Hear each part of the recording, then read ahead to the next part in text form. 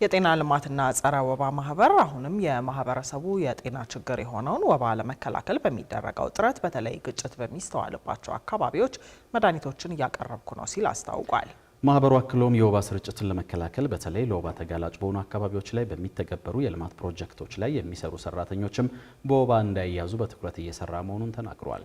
የጸረ ወባ ማህበሩ ይህን የተናገረው ለመገናኛ ብዙሃን በሰጠው መግለጫ ላይ ሲሆን በሀገሪቱ የወባ በሽታን ለመከላከል በሚደረገው ጥረት አሁን ላይ ከጤና ሚኒስቴር፣ ከፈረንሳይ፣ ከአሜሪካ እንዲሁም ከግሎባል ፈንድ ጋር በመተባበር እስካሁን 1.6 ቢሊዮን ብር የሚገመት መድኃኒቶችን ማሰራጨቱን አስታውቋል።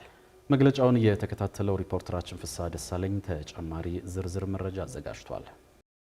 በኢትዮጵያ የወባ ስርጭትን ለመከላከል የተመሰረተውና 27 ዓመታት ያስቆጠረው የጤና ልማትና ጸረ ወባ ማህበር አሁን ላይ 400 ሺህ የሚጠጉ አባላት ሲኖሩት ከ4000 በላይ በጎ ፈቃደኞችን ደግሞ ለወባ ተጋላጭ በሆኑ አካባቢዎች ላይ በማሰማራት እየሰራ መሆኑን በሰጠው መግለጫ አሳውቋል። ማህበሩ በዚሁ መግለጫው በአጠቃላይ በሀገሪቱ ለወባ በሽታ ስርጭት እስከ 40% ድረስ አስተዋጽኦ ያደርጋሉ ተብለው በተለዩ ወረዳዎች ላይ ለሚገኙ የጤና ተቋማት መድኃኒቶችን በማጓጓዝና በማሰራጨት ነፍስ አድን ስራ ላይ ነኝ ብሏል። በተለይም ግጭት ባለባቸው የሀገሪቱ ክፍሎች አባላቱንና በጎ ፈቃደኞችን በመጠቀም መድኃኒቶችን የማጓጓዝና የማከፋፈሉን ስራ እየሰራ መሆኑን የማህበሩ ምክትል ዳይሬክተር አክሊሉ ጌትነት ተናግረዋል። እነዚህ መድኃኒቶች የምናጓጉዘው በአብዛኛው ተደራሽ ባልሆኑ የከፋ ችግር ባለባቸው ክልሎች ነው።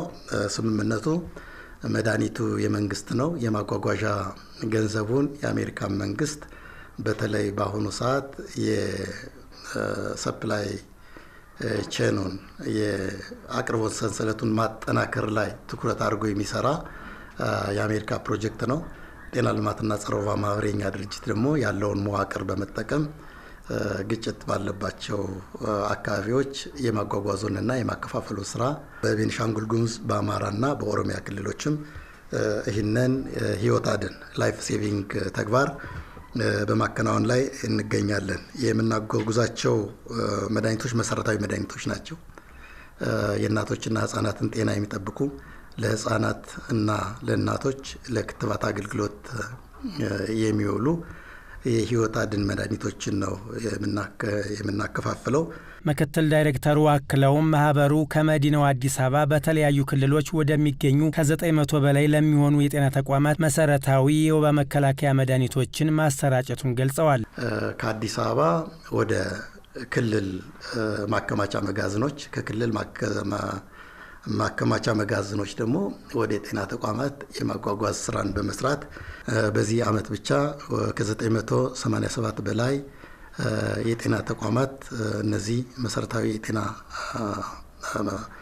አገልግሎት የሚሰጥባቸው አግኖች እንዲደርስ አድርገናል። በሀገሪቱ አሁንም የማህበረሰብ የጤና ችግር የሆነውን ወባ ለመከላከል ከፈረንሳይ፣ ከአሜሪካ እንዲሁም ከግሎባል ፈንድና ከጤና ሚኒስቴር ጋር በመተባበር በአጠቃላይ በ300 ሚሊዮን ብር በላይ የትራንስፖርት ወጪ መድኃኒቶችን በማጓጓዝና በማሰራጨት ላይ መሆኑን ምክትል ዳይሬክተሩ ተናግረዋል። የወባ ስርጭትን መከላከል የሚያስችሉ መድኃኒቶችን ከማጓጓዝ በተጨማሪ HIV እንዲሁም ቲቢና ሌሎች ተላላፊ ያልሆኑ በሽታዎችን መከላከል የሚያስችሉ መድኃኒቶችንም ጭምር በማሰራጨት ተግባር ላይ ማህበሩ እንደሚሰራ ጠቁሟል። በሁሉም የሀገሪቱ ክልሎች የሚሰራ ወባን፣ ቲቢን እና HIV ኤድስን ትኩረት አድርጎ የሚሰራ ፕሮጀክት ነው። ሁለተኛው የትኩረት አቅጣጫችን ተላላፊ ያልሆኑ በሽታዎች ናቸው።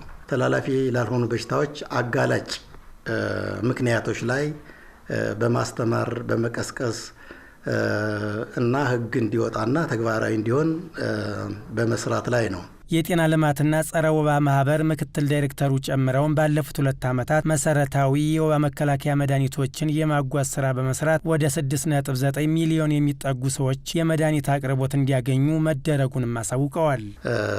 የመንግስትን መድኃኒቶች ለ2 ዓመት ከአዲስ አበባ ወደ ክልል ማከማቻ መጋዘኖች፣ ከክልል ማከማቻ መጋዘኖች ደግሞ ወደ ጤና ተቋማት የማጓጓዝ ስራን በመስራት ያኔ ወደ 6.9 ሚሊዮን የሚጠጉ ሰዎችን የአገልግሎት እንዲያገኙ አድርገናል። አጠቃላይ ያጓጓዝነው የመድኃኒት ግምትም 840 ሚሊዮን ብር ነበር። የጤና ልማትና ጸረ ወባ ማህበር በኢትዮጵያ የወባ ስርጭትን ለመከላከል መድኃኒቶችን የማጓጓዝና የማከፋፈል ስራን ከመስራት ጎን ለጎን በሀገሪቱ የትንባሆ ተጠቃሚዎች ቁጥር እንዲቀንስ የግንዛቤ ማስጨበጫ ስራ መስራቱን ገልጿል። በሰራው የግንዛቤ ማስጨበጫ ስራም የትንባሆ ተጠቃሚዎች ቁጥር በ1 ሚሊዮን ዝቅ እንዲል የራሱን አስተዋጽኦ ማድረጉንም በመግለጫው አሳውቋል።